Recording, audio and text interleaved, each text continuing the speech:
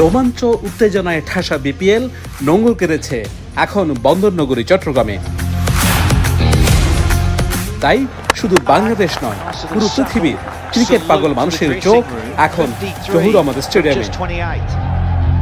টসে জিতেছে চিটাগাং কিংস। বড় হয়েছে তখন তার টি-20 ফরম্যাট আমাদের মাথায় ছিল না, বাট ফ্র্যাঞ্চাইজি ক্রিকেটটা মিস করি। দর্শকদের উন্মাদনার জন্য তেমন কোনো কারণ লাগে না, 6 লাগে না, 4 লাগে না, উইকেট লাগে না, চট্টগ্রামের দর্শক এমনি উন্মাদনা করছে। ক্রিকেট যারা ভালোবাসেন তাদের চোখ এখন চট্টগ্রামের দিকে।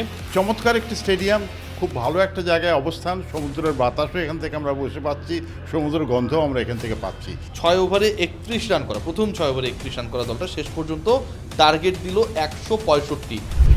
আউটফিল্ড প্রত্যেক খেলার মধ্যবিরতিতে